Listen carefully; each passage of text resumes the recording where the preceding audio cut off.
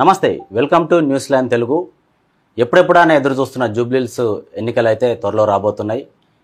అయితే Congress versus BRS ఇంకా BJP ఇలాంటి విషయాలే కాకుండా బీసీ రిజర్వేషన్ కావచ్చు, అలాగే ఓటు చోరీ గురించి ఈ విషయాలు మాట్లాడడానికి మనతో పాటు ఏదైనా సరే నిజాన్ని నిర్భయంగా నిలదీసి అడిగే ఒక వ్యక్తి మనతో పాటు ఉన్నారు. పార్టీ ఏదైనా, గవర్నమెంట్ ఏదైనా సరే, వ్యక్తి ఎవరైనా, నాయకుడు ఎవరైనా సరే నిజాన్ని నిక్కచ్చిగా నిలదీసి అడిగే ఒక వారధి లాంటి పర్సన్, అతనే బక్క జడ్సన్ అన్న మనతో పాటు ఉన్నారు. అన్న నమస్తే అన్న. ఇప్పుడు ఓటు చోరీ అయితే బాగా హాట్ టాపిక్గా నడుస్తుంది.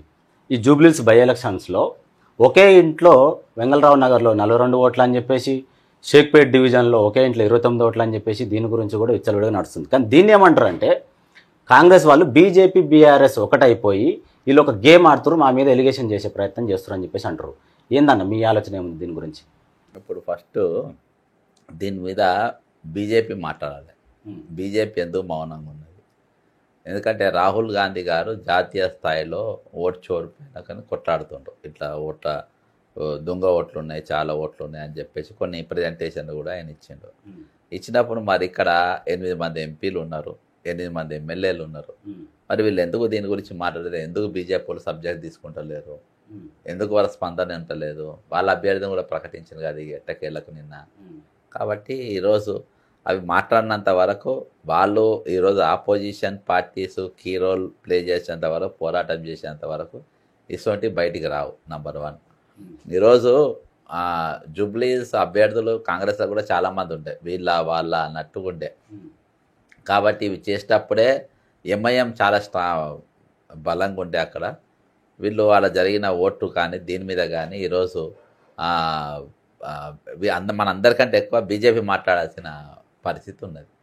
కాబట్టి వాళ్ళు మౌనంగా ఉన్నప్పుడు 100% అనుమానాలకు తావిస్తుంది కదా అసలు వాళ్ళ స్టాండ్. అంటే ఇప్పుడు ఇందులో ఇది నిజం కాదంటారా? కాంగ్రెస్ వాళ్ళే ఎక్కడో కొడంగల్ కావచ్చు, సిరిసిల్ల కావచ్చు, ఇలా నారాయణపేట కావచ్చు, ఈ ప్రాంతాల నుంచి ఉన్న ఓట్లని వాళ్ళ పేర్లతోటి మళ్ళీ హైదరాబాద్ జూబ్లీహిల్స్ నియోజకవర్గంలో మళ్ళీ వాళ్ళ పేర్ల మీద 2, 3 క్రియేట్ అయినాయి. ఇప్పుడు అది ఎంక్వైరీ అదే నేను చెప్తున్నా. ఇప్పుడు దాని మీద దర్యాప్తుకు ఇప్పుడు నేను చెప్తేను దాదాపు ఒక 50-60 వేల దొంగ ఓటర్ ఐడి కార్డులు తయారు చేసి యూత్ కాంగ్రెస్ ఎలక్షన్స్ వాడిందని చెప్పి జాతీయ ఎన్నికల కమిషన్కి ఇచ్చిన, ఇక్కడ ఎన్నికల కమిషన్కి ఇచ్చిన, ఎగ్జిబిషన్ కూడా పెట్టిన ఆ ఓటర్ ఐడి కార్డులు.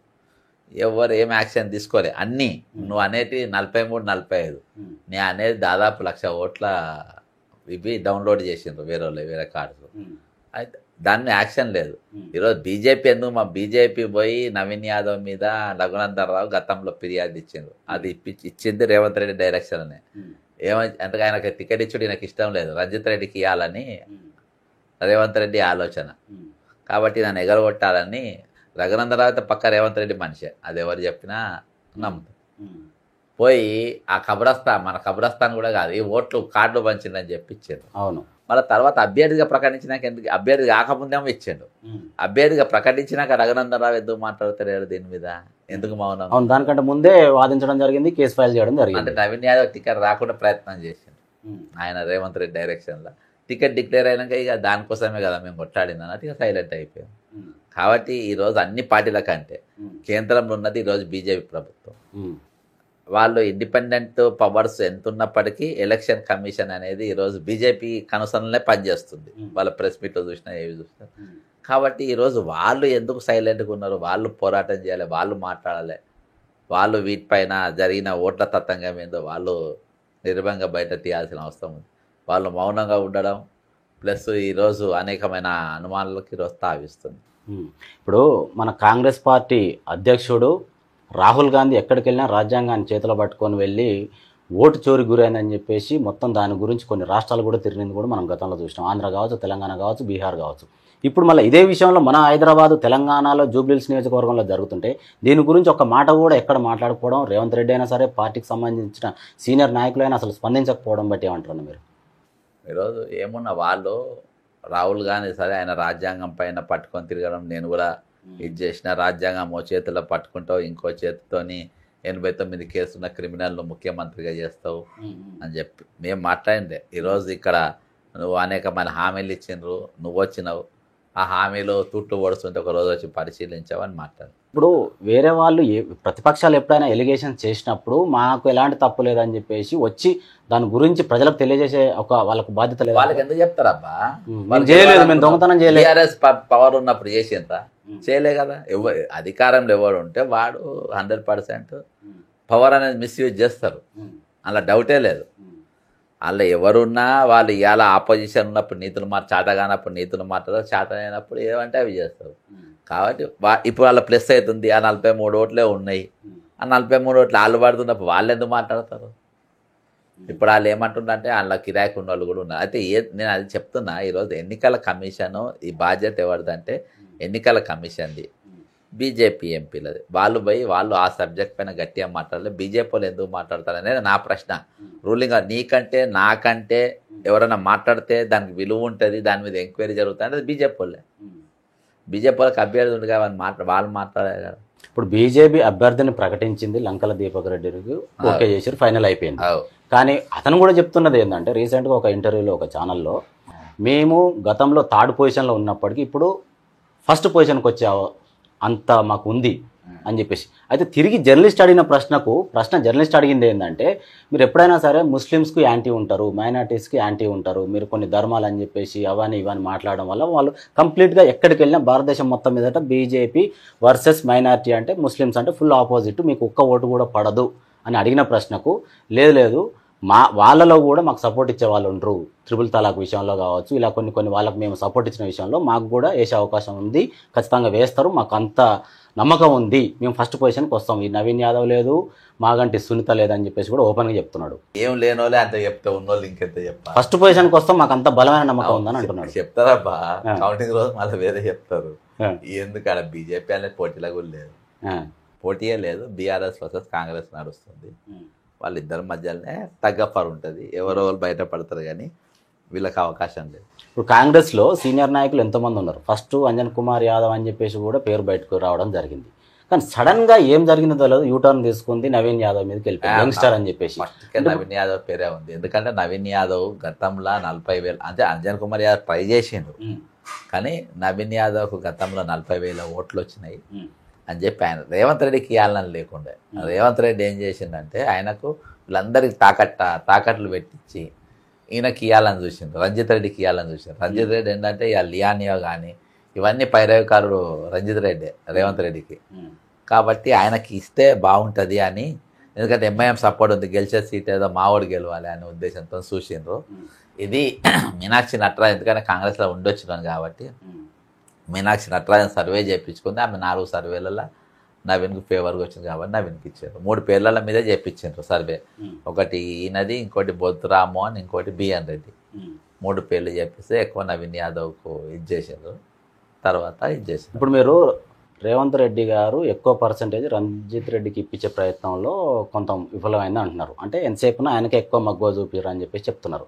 అంటే రెడ్డీస్ ఇప్పుడు ఈ మధ్య కాలంలో చూసుకుంటే బీసీ రిజర్వేషన్ 42% ప్రకటించడం జరిగింది, ఇమ్మీడియట్లీ దాని మీద మళ్ళీ పిటిషన్ వేయడం జరిగింది. ఇదంతా సుప్రీంకోర్టు, హైకోర్టు వాదనలు, లాస్ట్కు 4 వారాల స్టే రావడం జరిగింది. అంటే ఇప్పుడు దీని వెనుక హస్తం కంప్లీట్గా రేవంత్ రెడ్డిది ఉందనుకోవచ్చా? అంటే ఈ సీటు విషయంలో కూడా అదే. రేవంత్ రెడ్డి అంటే ఒక దొంగ, అర్థమైందా? 89 కేసులున్న క్రిమినల్. దొంగ పనులు చేసుకుంటే మంచి పనులు చేస్తారా? దొంగ అనేటువంటి దొంగ లెక్కనే ఆలోచిస్తాడు. ఇవాళ 10,500 మంది టీచర్లు వాళ్ళ రిటైర్మెంట్ అయిన పైసలు వాళ్ళకి ఇవ్వాల్సింది 15,000 కోట్ల రూపాయలు వాళ్ళకి ఇవ్వాలి. ఈరోజు ఏడీబీ బ్యాంక్ వెళ్ళి అప్పు చేస్తావు, ఆర్బీఐ దగ్గర బాండ్లు కుదబెట్టి పైసలు తెస్తావు, అప్పులు తెస్తావు. ఈరోజు క్యాన్సర్లు వచ్చి బీపీలు పెరిగి షుగర్లు పెరిగి వాళ్ళకి ఎందుకు ఇవ్వా పైసలు? దొంగతనం కాదా ఇది? ఓట్చోరీ కంటే పెద్ద దొంగతనం ఇది.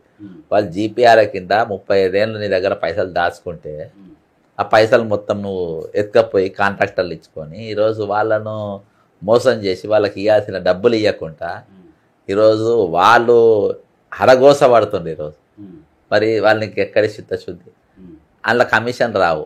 దొంగ ఏం చేస్తారు? టీచర్లకు, రిటైర్ అయిన ఉద్యోగులకు పైసలు ఇస్తేనే కమిషన్ రావు, వేరే వాళ్ళకి ఇస్తే వస్తుంది. దొంగ ఆలోచన ఎప్పుడు అట్నే ఉంటుంది. దొంగకి ఏముంటుంది అంటే ఇప్పుడు అందరికంటే ముందు అందరికంటే ముందు జూబ్లీ హిల్స్ గెలవద్దని మనసా వాచా కర్మ రేవంత్ రెడ్డికే ఉంది. చెప్తాను. ఎందుకంటే ఈరోజు కాంగ్రెస్ పార్టీ 10 అడుగుల బొంద తవ్వి లోపల పెట్టిండ్రు రేవంత్ రెడ్డి బయటికి రాకుండా. ఈరోజు రాహుల్ గాంధీ అన్నట్టు ఆయన తెలంగాణ కాంగ్రెస్ ఫ్రాంచైజ్కి ఇచ్చేసిండు. ఫ్రాంచైజ్ తెలుసు కదా, ఫ్రాంచైజ్కి ఇచ్చేసిండు. ఏది ఎవరికి? టీడీపీకి. తెలంగాణ కాంగ్రెస్ టీడీపీకి ఇప్పుడు మామూలుగా మనం బిజినెస్ పెట్టుకుంటే ఫ్రాంచైజ్ ఇస్తారు కదా, అట్లా ఆ ఫ్రాంచైజ్ తెలంగాణ పార్టీలను కూడా అధికారాన్ని కూడా ఇచ్చిండ్రు. 5 ఏళ్ళకి ఇచ్చిండ్రు. లీజ్ పైసలు కడతారు రెగ్యులర్గా, లీజ్ అమౌంట్ కడుతూ ఎక్స్టెన్షన్ చేసుకుంటారు. అందుకనే ఇవాళ కోట్ల విజయభాస్కర్ రెడ్డి గారి మీద, కాసు బ్రహ్మానందరెడ్డి గారు, వైఎస్ రాజశేఖర రెడ్డి గారు ఎవ్వరు కూడా అంత మహానుభావులు ఎవ్వరు కూడా హోంమంత్రి, మున్సిపల్ మంత్రి, ఎడ్యుకేషన్ మంత్రి, సోషల్ వెల్ఫేర్ మంత్రి ఇవన్నీ ఎవ్వరు కూడా పెట్టుకోలే. ఈయన మొన్నటి దాకా 2 సంవత్సరాలు అంటే దాదాపు సంవత్సరం 8 నెలలు 10 శాఖలు పెట్టుకోండు. ఇప్పుడు మున్సిపల్, ఎడ్యుకేషను, హోమ్ ఎవరు పెట్టుకోలే ఇవాళ దాకా, ఒట్టి ఈయననే పెట్టుకున్నాడు. అంటే ఈయన శుద్ధ పూసనా, సుక్కం పూసనా, మంచోడా, లేకుంటే ఆయన ఏమన్నా నోబెల్ బహుమతి గ్రహీతనా, లేకుంటే జాతిపిత మనవడా, ఏందని ఇస్తారు? లిటరల్గా చోరు. ఓటు చోరు కాదు, చోర్లకే చోరు. అర్థమైందా? దొంగలకు దొంగ. అసొంటోనికి ఈరోజు మీరు ఫ్రాంచైజ్ ఇచ్చిందంటే ఏందన్నట్టు, ఇన్ని శాఖలు ఇచ్చిందంటే ఏందన్నట్టు. అంటే విజయభాస్కర్ రెడ్డి అంటే గొప్ప లీడరా చెప్పండి కాంగ్రెస్ వాళ్ళు? కోట్ల విజయభాస్కర్ అంటే ఈయననే గొప్పోడా? ఓటుకు నోటు రెడ్ హ్యాండ్ జైలుకు పోయి వచ్చినోడు. నేదుర మల్లి కంటే గొప్పోడా ఆయన? రాజశేఖర రెడ్డి గారి కంటే గొప్పోడా? ఎన్టీ రామారావు కూడా పెట్టుకోలేదా పైన సొంత పార్టీ అయ్యింది, ఇవన్నీ నాగర పెట్టుకుంటారని. మరి కాంగ్రెస్ పార్టీ ఎందుకు ఇచ్చింది? లీజ్ అమౌంట్ ఎక్కువ తీసుకుంటా మీరు, లీజ్కి ఇచ్చింది. అంటే ఇప్పుడు మీరు చెప్పిన దాన్ని బట్టి ఆలోచిస్తే రాను తెలంగాణ రాష్ట్రాన్ని, తెలంగాణ రాష్ట్ర ప్రజల్ని మొత్తం టీడీపీ చేతిలో పెట్టే అవకాశం ఉందంటారా? ఇక టీడీపీ లేకుంటే కాంగ్రెస్ ఉంది అనుకుంటారా మీరు? టీడీపీ లేకుంటే నిన్న TV9లో ఒక స్టోరీ చెప్పించారు. TV9లో కాంగ్రెస్ లీడర్స్ నాన్సెన్స్ అని ఇచ్చారు. అలా నాన్సెన్స్ లీడర్లు ఎవరెవరు? అంత ఒరిజినల్ కాంగ్రెస్ వాళ్ళే. అలా ఈయన నోబెల్ బహుమతి గ్రహీత అంట, ఎవరు? వేం నరేందర్ రెడ్డి. సీతక్కరు నోబెల్ బహుమతి గ్రహీత అంట. ఇక ఈయన అదే బాపత అంట, ఎవరు? రేవంత్ రెడ్డి. ఇక తక్కిన టీడీపీకి వచ్చినంత మెగాసిస్ అవార్డు వాళ్ళు అంట. కాంగ్రెస్ ఉన్న వాళ్ళు మాత్రం దొంగలంట. వీళ్ళు రాజకీయ సంచారకులు, దండుపాలెం గ్యాంగు. ఎక్కడ పచ్చగుంటే ఆ పార్టీలోకి పోయేటోళ్ళు. అర్థమైందా? ఏడ ఇల్లు పచ్చగుంటే ఆ ఇంటి మీద పడేటోళ్ళు. వీళ్ళేమో సుఖం పూసలు అంట. TV9లో పెద్ద స్టోరీ, అది పేమెంట్ స్టోరీ అని అర్థమవుతుంది నాకు. కానీ ఫైనల్గా ఇది ఏం జరగబోతుంది అంటారన్న మీరు? ఇప్పుడు ఈ బీసీ రిజర్వేషన్ది ఇప్పుడు మనకు ఎవరైతే రిజర్వేషన్ ఇచ్చిర్రో రేవంత్ రెడ్డి గారు, రెడ్డి ఎవరైతే పిటిషన్ రెడ్డి అని ఎవడన్నాడు? ఆయన రెడ్డి ఎందుకు అయింది? ఇది రేవంత్ చౌదరి, నాథ్ రెడ్డి. చౌదరి కూడా వద్దంటారు. మాట్లాడినది మీరు పొద్దుగాల పెద్ద లీడర్కు నేను ఫోన్ చేసిన. అరే రేవంత్ చౌదరి అయిపోయింది డబ్బు ఇక్కడ, రెడ్లు ఎవరు నమ్ముతారు? ఇవాళ తెలంగాణ రెడ్లను చంపనికి బీసీ రిజర్వేషన్ తెచ్చింది. బీసీల మీద ప్రేమతో కాదు, గుర్తుపెట్టుకో. తెలంగాణ రెడ్డిని ఎందుకు చంపాలి అని నువ్వు అనుకుంటున్నాను అడుగు, నేను చెప్తా. ఎందుకు చంపాలంటే ఈ రోజు ఆయన ముఖ్యమంత్రి పదవికి రెడ్డిని తీసి ఇంకో రెడ్డి కనబడద్దు కాబట్టి ఆ రెడ్లను చంపిండు. ఈరోజు ఊర్లల్లా ఒక్కొక్కరు కత్తులు పట్టుకొని కూర్చుండ్రు రెడ్లు. ఈయన చంద్రబాబు హయంలా, చంద్రబాబు నాయకత్వంలా, చంద్రబాబు ఫోర్కాస్ట్ లో ఆయన పనిచేస్తుండ్రు. అర్థమైందా? ఇప్పుడు ఈయన ఒక రాష్ట్రానికి ముఖ్యమంత్రి కదా, ఆయన వేరే స్టేట్ ముఖ్యమంత్రి సలహాలు సూచనలు తీసుకొని ఇక్కడ చేయాల్సిన అవసరం లేదు కదా. ఈయన ఓన్గా డిసిషన్ తీసుకునేంత హక్కుదారుడే కదా. బ్రదర్, చీఫ్ మినిస్టర్ అనేది చాలా పవిత్రమైన పోస్టు, చాలా గొప్ప పోస్టు. అర్థమైందా? చాలా గొప్ప పోస్టు, చాలా ఇది. అయితే అక్కడ రాజ్యాంగ దేవత ఆ కిరీటం అక్కడ పెడితే కోతెత్తుకపోయి నెత్తికి పెట్టుకున్నట్టుంది కథ. రాజ్యాంగానికి ఒక దేవతను తయారు చేసినాం అనుకో, ఒక 2 నిమిషాలు తల మీద జర కిరీటం బరువైందని పక్కన పెడితే ఈ రేవంత్ రెడ్డి అనేటోడు కోత వచ్చి ఎత్తుకపోయి నెత్తి పెట్టుకొని కూర్చుంటే ఎట్లుంటుందో ఇప్పుడు అట్లున్నది ముఖ్యమంత్రి. అంటే దాని వాల్యూ పోయింది. అర్థమైందా? పోనీ నేను తీసుకొని మళ్ళీ పెట్టుకుందామని రాజ్యాంగ దేవత ప్రయత్నం చేస్తే ఈ కోతి కూర్చోడు ఒక జాగల, ఇటు ఉరుకుతుంది అటు ఉరుకుతుంది. ఇప్పుడు అట్లా అయిపోయింది. ముఖ్యమంత్రి post, chief minister post, chief minister post అయిపోయింది. అది ఇప్పుడు జూబ్లీ హిల్స్ ఒడగొట్టాలని ఆయనకు ఎందుకు ఉంది ఆ ప్రశ్న మనం స్కిప్ అయినా, మీరు అడిగిన స్కిప్ అయినా. ఎందుకు ఒడగొడతారంటే కాంగ్రెస్ పార్టీకి అంటే ఫ్రాంచైజ్ ఇచ్చిన ఓనర్కు ఈ సీటు గెలిస్తే ఇది బలంగా ఉందని తెలుస్తుంది. ఇప్పుడు ఈ కంపెనీ వీక్ అయిందని తెలుసు వాళ్ళకు. ఏ పోనీ మనకు వచ్చేది మనకు వస్తుంది కదా జాన్ దేవ్ అని వదిలేసింది. పుసుక్కున ఇది గెలిచి జూబ్లీ గెలిచింది అనుకో, వాళ్ళకి స్ట్రాంగ్ అని తెలిసింది అనుకో, అరే నా ఐటమ్ మస్తు నడుస్తుంది, స్ట్రాంగ్ ఉన్నదని చెప్పేసి నువ్వు నా రేటు పెంచుతావా లేకుంటే నేను మారవాలని అని వాడు కూర్చుంటాడు. ఓడగొట్టింది అనుకో నన్నే కంటిన్యూ చేస్తాడు పోనీ 3 ఏళ్ళని. అందుకనే ఓడగొట్టాలని చూస్తుండ్రు. ఇప్పుడు అంజన్ కుమార్ యాదవ్ని కూడా బుజ్జగింపులు చేసిర్రు, కలిసి భోజనాలు చేసిర్రు సీట్ ఇవ్వకపోవడం వల్ల. అదే అంజన్ కుమార్ యాదవ్ని మీరు సపోర్ట్ ఇవ్వగలుగుతారా? మీకు సీట్ రానప్పటికీ నవీన్ యాదవ్కి సపోర్ట్ మీద ఎంతవరకు ఉంటుంది అంటే, నేను కాంగ్రెస్ పార్టీ తరఫున నేను సపోర్ట్ చేస్తా అని స్కిప్ చేసిండు. అంటే నేను డైరెక్ట్ నేను సపోర్ట్ చేస్తాను, ఎవరైతే మా కాంగ్రెస్ నాయకుడే కదా అనేది మాత్రం ఆన్సర్ ఇవ్వలేదు, స్కిప్ చేసిండు అనమాట. అంటే నేను కాంగ్రెస్ పార్టీ తరఫున నేను ఏది చెప్తా చేస్తా అంతవరకే. కానీ ఓన్గా మనసుల నుంచి నేను ఖచ్చితంగా ఎవరైతే నా ప్లేస్లో ఇంకొక ఆయన పార్టీ ఒకటే సిద్ధాంతం ఒకటే అనేది మాత్రం ఆన్సర్ ఇవ్వకుండా స్కిప్ చేసిండు. అంటే దాన్ని ఎట్లా అర్థం చేసుకోవచ్చు? బ్రదర్, ఇది ఎవరు ఏం చేసినా ఈ ఎలక్షన్ ఒక రెఫరెండం, ఇది సింపతి ఎలక్షన్ కాదు. బీఆర్ఎస్ క్యాండిడేట్ ఏడ్చినా ఏడవకున్నా ఏం చేసినా కానీ రాబోయే జిహెచ్ఎంసీ ఎన్నికలు కానీ రాబోయే ఇంకో 10 ఎమ్మెల్యేల బై ఎలక్షన్లకు కానీ ఇవన్నిటి కూడా ఒక రెఫరెండం ఎన్నిక.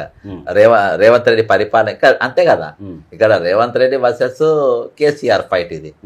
ఇది మన అభ్యర్థులను పక్కన పెడతాం. అభ్యర్థి బీజేపీ క్యాండిడేట్లు నోవేర్, వాళ్ళు చికెన్ దేశం వేసుకొని పోతారు. వాళ్ళు అర్థమైందా? వాళ్ళ మీద ఎవడు పడతారు, బాణాలు పెట్టి కొడతారు.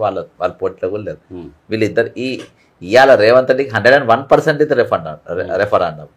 కానీ రేవంత్ రెడ్డి ఈరోజు రెఫరెండంగా తీసుకుంటలేరు.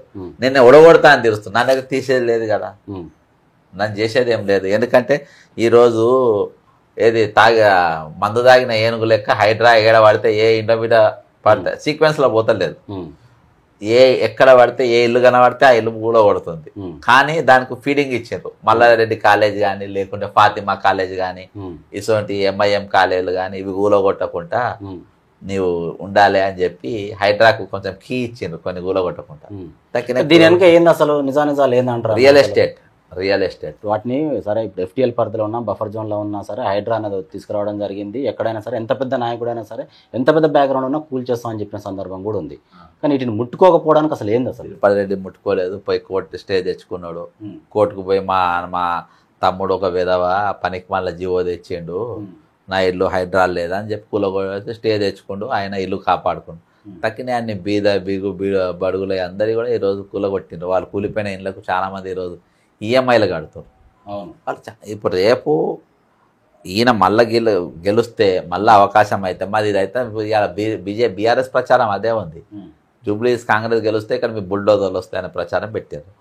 భయపడే అంటే బ్రదర్ ఏమున్నా అలా బీఆర్ఎస్ గెలిచినా ఎవరు గెలిచినా కూలగొట్టాలనుకుంటే రూలింగ్ గవర్నమెంట్ ఉంది కాబట్టి వచ్చేస్తారు. ఇవాళ పిచ్చోని చేతిలో రాయి ఉన్నట్టు మున్సిపల్ శాఖ, హోంశాఖ ఆయన దగ్గరనే ఉన్నాయి కాబట్టి ఆయన ఏమన్నా చేస్తారు. ఇప్పుడు నవీన్ యాదవ్ ఎక్కడి పోయినా సరే, ఎంత పేదోడు పోయినా, ఆపోజిషన్ పార్టీకి సంబంధించిన ఒక కార్యకర్త అయినా సహాయం అడిగితే కాదనుకుంటే సహాయం చేసి పంపిస్తాడు అనేది కూడా బాగా ఎక్కువ శాతం మెజారిటీ చెప్తున్న పీపుల్, కామన్ మ్యాన్స్. కానీ సునీత వస్తే ఎట్లా ఉండబోతుంది, నవీన్ యాదవ్ వస్తే ఎట్లా ఉండబోతుంది అన్న? ఏమున్నా నాకు సునీత గురించి ఎక్కువ లేదు తెలియదు. కానీ నవీన్కు మాత్రం సునీత అంటే కంప్లీట్ గోపీనాథ్ పేరు పైన రావాలి. బ్రదర్ ఇది హైదరాబాద్ బ్రదర్, ఈడ సింపతి గింపతి ఏముండదు. ఒక లారీ వచ్చి గుద్ది ఆడ పడిపోతేనే ఆయన మీదనే సింపతి ఉండదు. ఒక 108 ఫోన్ చేసుకోవడానికే సింపతి ఉండదు. అంత పిక్చర్ లేదు ఇక్కడ. ఈడ వీళ్ళిద్దరు మధ్యలో ఉంటుంది కొంచెం మొగ్గు. ఎందుకంటే గతంలో ఒక 2 సార్లు ఓడిపోయిండు. కొంచెం మొగ్గు అనేది న్యాచురల్గా నవీన్కు ఉంటుంది, నవీన్ యాదవ్కు ఉంటుంది. కానీ ఇక్కడ డేంజర్ ఏమంటే నవీన్కు శత్రువు ఏమంటే రేవంత్ రెడ్డి. అది నవీన్కి అర్థమవుతుంది లేదు తెలియదు. ఈరోజు నవీన్కు శత్రువు రేవంత్ రెడ్డి. ఇవాళ మీరు కొండ సురేఖ ఉద్దంతం తీసుకోండి, పొన్నం ప్రభాకర్ ఉద్దంతం తీసుకోండి, ఇవన్నీ బీసీ వర్సెస్ రెడ్డి పర్పస్ లో ఆలోచిస్తే శత్రువా ఇవన్నీ మైనసే చేస్తుంది కదా. అలా గెలవద్దు కదా. ఇప్పుడు ఫ్రాంచైజ్ రేట్ పెరగద్దు, ఇక్కడ లీజ్ రేట్ పెరగద్దు. లీజ్ రీప్లేస్మెంట్, ఫ్రాంచైజ్ రీప్లేస్మెంట్ చేస్తాం అని అంటే పెరగదంటే ఓడిపోవాలి. ఒక రేవంత్ రెడ్డి లిటరల్గా ఏంటంటే ఒక దుర్మార్గపు ఆలోచన గల్లోడు. దానికి తోడు ఈ పక్కనున్న ఇప్పుడు కొండెంగల్ లెక్క మోపారు మంత్రులు, సిగ్గు లేకుండా తయారైంది తప్ప సిగ్గే లేదు అసలు. నేను ఇంత వరస్ట్ గాలను, ఇంత చీపు మెంటాలిటీ ఉన్న క్యాబినెట్ మినిస్టర్ ఎప్పుడు ఒక దున్నపోతాను తిడుతాడు. ఓడేమో నన్ను కులం పేరు పెట్టాడు, ఇంకోటి మళ్ళీ కులం పేరు మళ్ళీ తీసుకుంటారు, నన్ను నీ కులం పెట్టి తిట్టిండని మళ్ళీ స్టేజ్ల మీద ఎక్కి మాట్లాడతారు, ప్రెస్ల ముందు మాట్లాడతారు. ఏమైనా సిగ్గుండాలే మీకు? రాత్రి ఒక కార్యకర్తను ఎత్తుకపోయినారంట అంబర్పేటలో నిన్న పొద్దున. పోలీసు వాళ్ళకి ఫోన్లు చేసి కాంగ్రెస్ సీఎంఓ ఆఫీస్కి వెళ్ళి ఫోన్ అంట సిఐకి, పలానా ఎత్తుకొచ్చి బాగా కొట్టుండ్రని. ఎత్తుకపోయి దినమంతా పోలీస్ స్టేషన్లో పెట్టుకున్నారు కాంగ్రెస్. ఫోన్ చేసి సీఎంఓ ఆఫీస్కి వెళ్ళబ్బా, ఇక ఖచ్చితంగా చేయాలి. కొట్టించింది కాంగ్రెస్ వాడిని. అంటే వాళ్ళకే ఇలా ఉంది అంతే. పొన్నం ప్రభాకర్ కూడా ఇప్పుడు మొన్న చూసుకున్నట్లయితే బీఆర్ఎస్ సభ, విస్తృత స్థాయి సభ ఒకటి ఏర్పాటు చేయడం జరిగింది. ఆ స్టేజ్ మీద ఏంటంటే భర్తను తలుచుకొని ఏడ్చిందా, ఆ పబ్లిక్ని చూసి ఏడ్చిందో తెలియదు, తనైతే కన్నీటి పర్యంతం అయింది. ఈ సునీత ఏడుపులను బట్టి నెక్స్ట్ డేనే పొన్నం ప్రభాకర్ గారు ఈ ఆర్టిఫిషియల్గా కనబడుతున్న కన్నీళ్లు, కృత్రిమంగా వచ్చే కన్నీళ్లకు జూబ్లీహిల్స్ నియోజక ప్రజలు ఓట్లు వేయరు, సానుభూతి అనేది లేనే లేదు అని చెప్పేసి ఓపెన్గా మాట్లాడడం జరిగింది. తుమ్మల నాగేశ్వరరావు గారు కూడా ఇదే విషయం మాట్లాడారు. ఈ ఏడుపులు, పెడబొబ్బులు వీటికి లొంగే ప్రజలు కాదు జూబ్లీహిల్స్, ఖచ్చితంగా కాంగ్రెస్ విజయం సాధిస్తుంది అని చెప్పేసి చెప్పడం జరుగుతుంది. గతంలో కూడా అడ్లూరి లక్ష్మణ్ని కూడా దున్నపోతా అని చెప్పేసి మీరు ఇప్పుడే అన్నారు. అంటే అసలు ఇలా మాట్లాడడానికి ఏందన్న అసలు? బాగా కొలెస్ట్రాల్ ఎక్కువైతే అట్లా మాట్లాడతారు. కొలెస్ట్రాల్, కొవ్వు బాగా తిని ఈరోజు మధ్యలో చెక్ పోస్ట్ పెట్టి అక్రమంగా వచ్చే సొమ్ము తిని దున్నపోతులు లెక్క బలుస్తే ఇటువంటి మాటలు వాళ్ళని తిట్టుకోవాల్సిన అవసరం లేదు కదా. ఎవరైనా సరే, ఇగో తుమ్మల నాగేశ్వరరావు సుచిత్ర మీద గెలిచిండ్రు రామరెడ్డి భార్య పైన. రామరెడ్డి ఎంకరేజ్, ఆయన బీఆర్ఎస్ క్యాండిడేట్ అప్పుడు. ఆమె ఏడ్చింది. బ్రదర్ నాకేం కర్మ అని ఏడవచ్చు, నాకెందుకు నా భర్తను నాకెందుకు రాజకీయం అని ఏడవచ్చు, ఇది తిరుగులేందని ఏడవచ్చు. ఆయన చేసేది ఆయన పలు రకాలుగా గుర్తొస్తాయి, ఏడుస్తారు. దానికి తప్పే ఉన్నది. ఏడవద్దని చెప్పడానికి మీరెవరు? ఓట్ల కోసమే ఏడుస్తుంది. ఇందిరాగాంధీ గారు అసలు ఆమె ఏడిచిందబ్బా. అదే కొన్ని సందర్భాలలో ఇందిరాగాంధీ ఆమె ఏడిచింది. కొంగు జాపాడుకున్నారు ఓట్లు. అప్పుడు నీ ఓట్లు అప్పుడు ఇప్పుడు నువ్వు అంటే కరీంనగర్లో వంగబెట్టి ఒక తన్నుదాని అక్కడ నీకు జీవితంలో ఓటే పోయి హుస్నాబాద్లో పడ్డావు. హుస్నాబాద్లో కూడా నాకు ఓటేస్తారా మీరు అంటున్నావు, ఏఎం సార్ అని వాళ్ళు అంటున్నారు.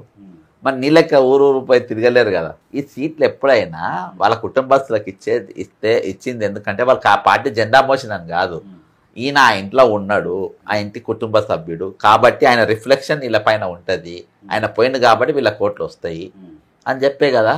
ఇవాళ కాంగ్రెస్ పార్టీ రాజీవ్ గాంధీ గారి బొమ్మ ఎందుకు పెట్టుకుంటారు, మహాత్మా గాంధీ గారి ఫోటో ఎందుకు పెట్టుకుంటారు, నెహ్రూ గారి ఫోటో ఎందుకు పెట్టుకుంటారు? సింపతి కోసం అబ్బా. వాళ్ళ మీద ఎందుకు ప్రేమ ఉంటుంది మీకు? ఒరిజినల్గా చూసుకుంటే ఎవరికి ఎవరి మీద ప్రేమ ఉండదు. సింపతి కోసం వాళ్ళ పేర్లు చెప్పుకుని బతుకుతాం. ఇవాళ బీజేపీ నా స్కూల్ అన్నాడు, అర్థమైందా? అంటే గాడ్సే వారసుడు. గాంధీ దగ్గర నౌకరీ చేస్తున్నా రేవంత్ రెడ్డి అంటాడు. అర్థమైందా? ఏందనంటే ఇది ఒరిజినల్గా అయినా లోపట ఏంది బీజేపీ. కాంగ్రెస్లో కర్మగాలు ఉంటుండు. అట్లా ఇవన్నీ ఎవరిని కించపరచడానికి లేదు. నువ్వు రాజకీయవేత్తవు, అవులా మాటలు మాట్లాడద్దు. పొన్నం ప్రభాకర్ మధ్యలో అవులా మాటలు బాగా మాట్లాడదు, అవులా మాటలు మాట్లాడద్దు. నీట్గా నువ్వు చెప్పింది ఏంటంటే ఆమె క్యాండిడేట్, ఓట్ల కోసం ఆమె ఏమన్నా చేస్తుంది అబ్బా. ఆమె స్వేచ్ఛ. ఆమె కొంచెం తిరిగేటోళ్ళు కూడా చెప్తారు, తప్పేమున్నది ఏడోమని. నువ్వు చూసినావా? నువ్వు దున్నపోతు అన్నాక మెల్లగా అన్నా కానీ మైకులలో వచ్చాయి. దున్నపోతు కంటే ఇంకేమేమన్నావు ముందు? దున్నపోతు అనే పదం గట్టిగా అన్నావు కాబట్టి వచ్చింది. అర్థమైందా? అవి నువ్వు వాళ్ళు అన్నాక ఇన్నావా? మైకి పెట్టినావా? నువ్వు దున్నపోతు అన్నది ప్రూఫ్ ఉంది, అనలేదంటివి. 3 రోజుల దాకా వాడి వీడిది అంతే. అప్పుడు ఫస్ట్ అన్న నాయబడ్డాయి వాళ్ళు వీళ్ళు. అంటే ఇటువంటి వాళ్ళకి ఈ భాష వాడలే బ్రదర్. ఎందుకంటే నీకు కోడి ఉంది అనుకో, హలాల్ ఇట్లా చాలా బ్లేడ్తో మెడగా వస్తే చచ్చిపోతుంది. అవును, హలాల్. మేక జర కొంచెం పదునైనా. పంది అట్లా కాదు, అర్థమైందా? పందులను బరిసెలతో పొలుస్తారు. వీళ్ళు అట్లా తయారైంది. ఇప్పుడు దున్నపోతులు కాదు, పందులు ఇవి. వీళ్ళ భాష ఇట్నే ఉండాలి. అయితే అంటే ఒక విధురాల గురించి అంత హేళనగా, అవును, అంటే ఎంత బలుస్తే బాగా మాట్లాడాలన్నమాట. ఇక్కడ పార్టీ అనేది కాదు కానీ ఒక మహిళకు మనం బ్రదర్ ఈ పదం ఎవరు కూడా వాడద్దు. ఏ అభ్యర్థి బ్రదర్ మనం ఎప్పుడు మన ఇంట్లో ఎప్పుడు విధురాలు అవుతారు, వాళ్ళకి ఎప్పుడు టికెట్లు వస్తుందో తెలియదు. అదే ఎవరెవరు గ్యారంటీ లేదు. కాబట్టి మనం రేపు మనకు ఆ టైం రాకుండా చూడు దేవా అని చెప్పాలి. నువ్వు అట్లా ఎక్కిరించుకుంటా పోయినావు అనుకో, రేపు మీ వాళ్ళు కూడా తిరగాల్సి వస్తుంది. అట్లా అర్థమైందా? స్టేజ్లు ఎక్కి ఏడవాల్సి వస్తుంది, బై ఎలక్షన్ రావాల్సి వస్తుంది. కాబట్టి ఎవరిని కించపరచద్దు, ఎవరిని అడగద్దు. వాళ్ళు నిలబడ్డారు, అడుక్కున్నారు. నీ మెరిట్స్ నువ్వు చెప్పు, నువ్వు చెప్పబ్బా. నువ్వు ఎట్లా గెలవన్నావు గెలిపి. కానీ దిస్ ఇస్ నాట్. ఇదే విషయం మీద కొంతమంది మహిళలు కూడా ఏమంటున్నారంటే, ఇప్పుడు ఆయన ఒకవేళ చనిపోతే ఆయన భార్య ఏడవకుండా ఉండవాను. నేను ఇప్పుడు ఇండైరెక్ట్గా అదే అన్నా కదా అనేది కూడా వాళ్ళు ఓపెన్గా మాట్లాడుతున్నారు మహిళలు. ఎక్కడికి వెళ్ళినా కూడా. అంటే వీళ్ళకి ఇళ్ళల్లో ఎంత రెస్పెక్ట్ ఉందో దీంతో అర్థమవుతుంది. అన్న ఫైనల్గా ఈ బీసీ రిజర్వేషన్ తీసుకుంటే 4 వారాల కోర్టు స్టే ఇవ్వడం జరిగింది. 2 వారాల లోపు కూడా ఏదైతే దానికి సంబంధించినవి ఉన్నాయో వాటిని కోర్టుకు సబ్మిట్ చేసుకోవాలని చెప్పేసి కూడా ప్రభుత్వం నుంచి కూడా సబ్మిట్ చేసుకోవాలని కూడా చెప్పడం జరిగింది. అంటే ఏం జరగబోతుంది దీంట్లో మీ అంచనా ఎలా? అసలు బీసీ రిజర్వేషన్ ఎవరి కోసము? బీసీ రిజర్వేషన్ ఉద్యమంలో ఉన్నది ఎవరు? అసలు బీసీ అంటే గుర్తొచ్చేది ఇద్దరు, ఒకటి జాజుల, సెకండ్ ఆర్ కృష్ణయ్య, అంతే కదా. ఏమన్నా ఉద్యమం చేయమన్నా ఎవరైనా చెప్పాలని సబ్జెక్ట్ అనుకుంటా వీళ్ళిద్దరికి చెప్పాలి, జాజులకు. ఇక్కడ విచిత్రం ఏంటంటే దొరసాని వచ్చింది, కల్వకుంట్ల కవిత జై బీసీ అని, ఇంకోటి మన పటేల్ వచ్చిండు తీన్మాల్ జై బీసీ అని. వీళ్ళిద్దరు ఎవరు? రేవంత్ రెడ్డికి 2 కళ్ళు, రేవంత్ రెడ్డికి 2 కళ్ళు. కృష్ణయ్యను జాజులను ఎందుకు అప్పచెప్పలే? వీరు హీరోలు అయితే నేను హీరో గాను, నన్ను వీళ్ళు మొయ్యరు, వీళ్ళిద్దరు నా మనుషులు, నన్ను మోస్తారు, నేను చెప్పినట్టు నడుస్తారు అని వాళ్ళిద్దరిని లైన్లో తీసుకొని వాళ్ళిద్దరితో ఉద్యమం చేయించిండు. బీసీ బిల్లు పెట్టిపించిండు, ఆడ కన్ను కొట్టించిండు ఆపించిండు, ఈడ కన్ను కొట్టించిండు కేసు వేయించిండు. అర్థమైందా? ఏంటంటే ఈయన రెడ్లను చంపేయాలి, రెడ్డిలను ఈరోజు గ్రామీణ స్థాయిలో పొలిటికల్ మర్డర్స్ చేసిండు, పొలిటికల్ మ్యాస్కర్ అంటారు అన్నట్టు దీన్ని. ఒకటేసారి రెడ్లను మొత్తం ముక్కుమ్మడిగా నాయకత్వ లక్షణాలు ఉన్న వాళ్ళు మొత్తం చంపేసిండు. ఎందుకు చంపిండు అంటే ఆడ గ్రామీణ ప్రాంతంలో బీసీల నాయకులను చేయాలని కాదు, ఈరోజు నన్ను తీస్తే రేవంత్ రెడ్డి తప్ప ఇంకో రెడ్డి ముఖ్యమంత్రి అభ్యర్థి కనబడద్దిగా, వీళ్ళందరూ శత్రువులు లెక్క కనబడాలి. కానీ అదేమైందంటే మిస్ఫైర్ అయినా తూట దాకింది. ఈరోజు ఎంఆర్పిఎస్ బిల్లు పెట్టిండు, దామోదర్ రాయనరసింహ గారు సక్సెస్ఫుల్గా పెట్టిండు, బిల్ పాస్ చేయించుకుంటూ సక్సెస్ అయ్యిండు. కేంద్రంలో బిల్లు ఇక్కడ వేసుకుండు, ఆయన ఏ ఎత్తులు వేసిండు, సప్పుడు రాకుండా బిల్ పాస్ చేసి సక్సెస్. నువ్వు ఒక ముఖ్యమంత్రివి, ఈరోజు ఢిల్లీలో నీ సర్కారే, నరేంద్ర మోడీ నీ బాసే, చంద్రబాబు నీ బాసే, బీసీ బిల్లు పెడతావు, నీ పక్కనున్నోడు కేసు వేస్తాడు, నీ పక్కనున్న రెడ్డి కేసు వేస్తాడు, అంటే ఇవన్నీ నువ్వే వేపిస్తావు. లాస్ట్కి ఎట్లయినా అంటే రెడ్డోని కాకుండా బీసీఓని కాకుండా పోయినావు, రెడ్డోని ఊర్లో చంపేస్తేవి నువ్వు నావని కాదురా, నువ్వు నారా రేవంత్ నాయుడు రా అంటాడు వాడు. ఊళ్ళో ఉన్న రెడ్డికి నువ్వు రెడ్డి కాలే, బీసీకి నువ్వు బీసీ కాలే, అందరికి పాసిపోయినవి ఇవాళ. అర్థమైందా? ఈరోజు ఈయన బ్రదర్ ఎవడు తోపున గుంతల వాడే వాడతాడు. ఈరోజు బీసీ బిల్ అనేది ఆయన కంటల్లో ఆయనే పొడుచుకోడు. ఇలా కొండ సురేఖ ఇష్యూలు కూడా రేవంత్ రెడ్డి విలన్ అయిపోయాడు. డైరెక్ట్ చెప్తున్నారు కదా, వాళ్ళ కూతురు చెప్తున్నారు కదా. బీసీ, పద్మశాలి, కాపు 2 క్యాస్ట్లు ఉన్నాయి. ఆయన కాపు, ఈమె ఇది. ఆ కుటుంబానికి అత్యంత సన్నిహితుడు ఎవరు తెలుసా? నల్లికుట్ల చింతపండు నవీను. ఇప్పటిదాకా మాట్లాడలే, మళ్ళీ బక్క చేస్తేనే ఖండించిండు. మా పటేలను కొండముళ్ళన్న అని తీసుకుపోయి 1,00,000 2 లక్షలు ఇచ్చేది నాకు తెలుసా, కథలు నాకు ఇచ్చిందా కూడా తెలుసు. మరి ఆడ ఖండించిండా? బీసీ నాయకులు బక్క చేయాల్సిన ఖండించిండు ఫస్ట్. అదేందా బ్రదర్? ఇవన్నీ కూడా మళ్ళీ మిస్ఫైర్ అవుతున్నది ఎవరికి? దొంగకే. అంటే రేవంత్ రెడ్డి అనేతోడు ఎసోంటి దొంగ అంటే చెప్తా. ఇప్పుడు బెల్ ఉన్నది కదా బ్రదర్, బెల్ దొంగతనం చేస్తాడు, ఒట్టిగా సప్పుడు వస్తే దొరికిపోతాడు, అసలు దొంగ అన్నట్టు. ఎమ్మటే ఇక ఒక సినిమాలో ఉంటుంది, బ్రహ్మానందం కూడా అంతే, గంట కొట్టాలంటే ఇలా, కొట్టేయాలంటే ఇలా అంటే ఉల్టా పట్టుకుంటా దొరికి ఓటు నోట్ల దొరికే, అట్నే బీసీ బిల్ దొరికే, నువ్వు సీఎం గా దొరికే, కోడంగా లిఫ్ట్ ఇరిగేషన్ లో దొరికే, ఇలా దొరుకుతలేవు, మూసి 10 గేట్లు ఎత్తినవు దొరుకుతాయి. అంటే ఇప్పుడు ఇవన్నీ చూస్తే స్టెప్ బై స్టెప్ ఒక్కొక్క పాయింట్ చెప్తారు, పిల్లికి గంట కట్టేసి వదిలినట్ట. అంతే ఆత్రము, ఆత్రం అన్నట్టు. ఇంకెవడన్నా తింటాడని 2 చేతులతో తింటాడు. ఓకే, చేయి కడుకు, ఇంకో చేతితో చెమ్ము పోస్తేనే ఎదుటోనికి ఆలోచన వచ్చే కంటే ముందే నేను అది చేసిపోవాలి. నీకు మంచి ఎగ్జాంపుల్ చెప్తా. తిండి దొంగతనం చేస్తాడప్ప, 2 చేతులతో కలుపుకొని తింటాడు. ఒక చేతితో తింటే ఇంకో చేతితో నీళ్లు పోసి కడుక్కుంటే దొరకడు. ఈ 2 చేతులతో తిని ఇంకో చేతితో సగం కడితే ఈ చేతితో సగం కడుతుంది, దీని బయటకు పోతే దొరికిపోయి తనలో పడుతుంది. అవును, అదే. ఓకే, ఈ మన తెలంగాణ ఈ దొంగది కథ ఇట్లా దొరికిపోయే దొంగ అన్నట్టు. అట్లా బీసీ రిజర్వేషన్ కూడా దొరికిపోయాడు. ఈరోజు ఎవ్వని కాకుంటే అయిండు. ఉమ్, ఇవాళ బ్రదర్ రేపు ముఖ్యమంత్రి పోస్ట్ పోయినాక కౌన్సిలర్ కంటే హీనం అయిపోతాడు. మాజీ కౌన్సిలర్ కన్నా కొంచెం విలువ ఉంటుంది గలీలా, ఉమ్. ఆ విలువ కూడా ఉండదు రేపు ముఖ్యమంత్రి. ఫైనల్గా రాబోయే 3 సంవత్సరాలు ఎలా ఉండబోతుంది అన్న తెలంగాణ రాష్ట్రం? రోజు లెక్క పెట్టుకోవాలి. ఉమ్, అమ్మ ఇవాళ ఒక రోజు గడిచింది, ఉమ్, మీరు పాలన ఇవ్వాలి ఉమ్, అబ్బాయి ఇవాళ అట్లా లెక్క పెట్టుకోవాలి. ఏళ్ళు లెక్క పెట్టుకుంటా ఉమ్, గడపాలి. ఈయన ఉంటే ఉమ్, ఈయన తీస్తే ఇబ్బంది లేదు. ఈయన ఉన్న రోజులు మాత్రం ఇక మన ఇల్లు రోజు ఏం పోతుందో చూసుకోవాలి, ఉమ్. కనిపెట్టుకొని ఉండాలి. కనిపెట్టుకొని కూర్చోవాలి. మన ఇల్లు పోతుందా, మన జాగా పోతుందా, మన భూమి పోతుందా, మన ట్రాక్టర్ పోతుందా, ఉమ్, లేకుంటే మన స్కూటర్ మీద ఫైన్ పడుతుందా లాస్ట్కు, ఉమ్. అట్లా ఏదో ఒకటి జరగవచ్చు. థ్యాంక్ యూ అన్న, మీ సమయాన్ని మాకు ఇచ్చినందుకు, మీ అభిప్రాయాన్ని మాకు తెలియజేసినందుకు థ్యాంక్ యూ జడ్సన్ అన్న. Thank you.